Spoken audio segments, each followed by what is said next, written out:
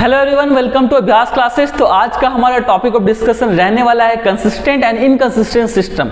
Basically होता क्या है कि बच्चों के सामने दो इक्वेशन दे दिया जाता है और उस इक्वेशन के हेल्प से उनको आइडेंटिफाई करना होता है कि कौन सा केस उनका यूनिक सोल्यूशन का केस होगा, किस केस में उनको इनफिनाइट सोल्यूशन मिलेगा और किस केस में उनको नो सोल्यूशन मिलने वाला है। तो आज के इस लेक्चर के बाद आपका ये जो डाउट है हमेशा के लिए इरेडिकेट होने वाला है। चलिए, my name is Shivam Kumar, हम लोग इस जर्नी को स्टार्ट करते हैं।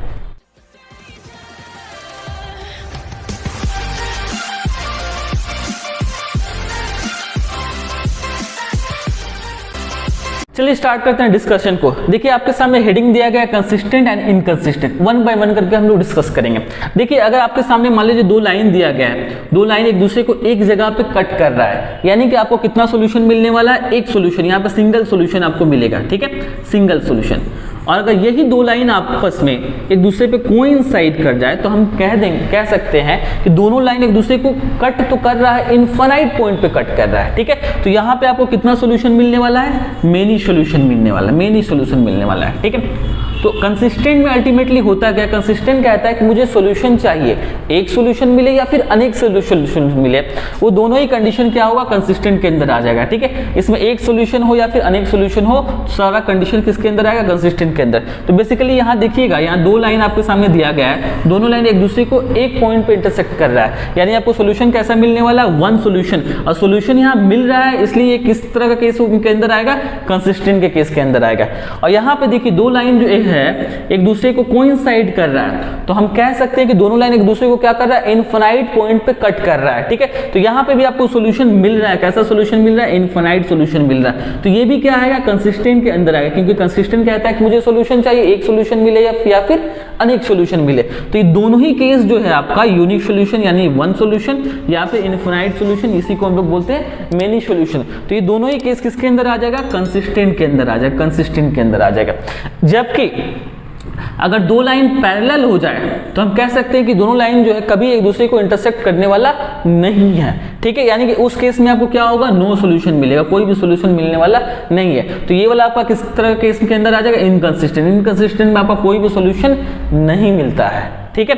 तो आई होप आपको ये चीज समझ में आया होगा। चलिए हम लोग आगे बढ़ते हैं।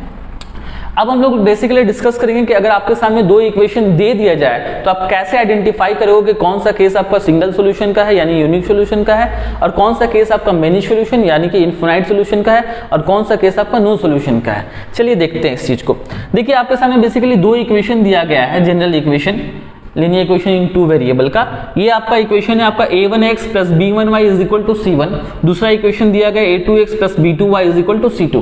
तो आपको अल्टीमेटली करना क्या है? आपको वन बाय वन क्या करना है? एक बार a1 बाय a2 निकालना है ना, a1 बाय a2, और फिर निकाल के चेक करना है b1 बाय b2।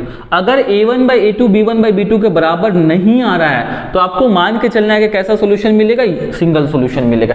इस तरह का जब भी केस होगा तो आपको मान के चलना है कि कैसा सोल्यूशन मिलने वाला है? Single solution. सिंगल सोल्यूशन ही मिलेगा, ठीक है। अगर आपका a1 by a2, b1 by b2 और c1 बाई c2 ये तीनों बराबर हो जाए तो अल्टीमेटली क्या होता है कि सेमी लाइन को रिप्रेजेंट करता है। तो ये आपका कैसा केस आ जाएगा? ये इनफिनाइट सोल्यूशन वाला केस आ जाएगा, जहां पे दो लाइन एक दूसरे को क्या कर रहा होगा? इनफिनाइट पॉइंट पे इंटरसेक्ट कर रहा होगा, ठीक है। तो ये जो केस था ये सिंगल सोल्यूशन का केस था, ये आपका क्या होगा? कोइंसिडेंट यानी मेनी सोल्यूशन वाला यानी इनफिनाइट सोल्यूशन वाला केस आएगा। और अगर a1 by a2 b1 by b2 के बराबर है लेकिन ये c1 बाई c2 के बराबर नहीं है, तो ये किस तरह के इसके अंदर आता है? इनकंसिस्टेंट, यानी कि वहां पे आपको सॉल्यूशन मिलने वाला नहीं है, यानी कि यहाँ पे लाइन क्या होगा? आपस में पैरेलल होगा, ठीक है। चलिए इसके बिहाफ पे हम लोग कुछ क्वेश्चंस भी देख लेते हैं। देखिए, आपके सामने यहाँ पे दो इक्वेशन दिया गया है। यहाँ पे अगर आप a1 बाई a2 निकालते हैं तो आपको मिलेगा 2/5 और b1 बाई b2 आपका कितना आएगा? 5/3। ये दोनों ही क्या है? बराबर नहीं है, इक्वल नहीं है, यानी ये कैसा सोल्यूशन वाला केस आएगा? वन सोल्यूशन यानी सिंगल सोल्यूशन वाला केस आएगा, ये वाला कंडीशन यूनिक सोल्यूशन का, ठीक है। यहाँ पे हम लोग चेक करते हैं a1 बाई a2 यानी कि 4/12, b1 बाई b2 यानी कि 6/18 और c1 बाई c2 यानी कि 7/21। तो यहाँ पे आप देख रहे होंगे, अगर इसको सिंपलेस्ट फॉर्म में कन्वर्ट करें तो ये आएगा 1/3, 1/3 और यहाँ भी कितना आएगा? 1/3, यानी तीनों आपस में क्या है? इक्वल है। तो ये वाला कौन सा केस आ गया? आपका इनफिनाइट सोल्यूशन का केस आ गया है ना, ये इक्वल टू का साइन है, ठीक है। इनफिनाइट सोल्यूशन यानी कि यहाँ पे क्या होगा? दोनों लाइन एक दूसरे पे क्या कर रहा होगा? कोइंसाइड कर रहा होगा, ठीक है। जबकि इसमें हम लोग देखते हैं, यहाँ पे देखिए क्या आ रहा है? ये रहा 2/4 2/4 A1/A2 और ये रहा आपका 3/6 और यहाँ पर C1/C2 कितना है 5/7। तो आप देख रहे होंगे कि अगर इसको हम लोग सिंपलेस्ट फॉर्म में लाए तो ये 1/2, ये भी आपका 1/2, यानी ये दोनों आपस में इक्वल है, लेकिन ये दोनों जो है ये थर्ड वाले के इक्वल नहीं है, यानी ये कैसा केस के अंदर जाएगा, नो सॉल्यूशन वाले के केस के अंदर जाएगा, यानी दोनों लाइन आपस में क्या होगा, पैरेलल होगा। ठीक है, तो आई होप आपको समझ में आया होगा। आप भी क्वेश्चन प्रैक्टिस करना, अब से इस तरह का क्वेश्चन अगर आता है तो आपसे बनना ही चाहिए। ठीक है, आई होप आपको ये लेक्चर समझ में आया होगा। फिर भी किसी तरह का डाउट रह गया हो तो आप मुझसे कॉन्टेक्ट करके पूछ सकते हैं। तब तक के लिए दैट्स ऑल।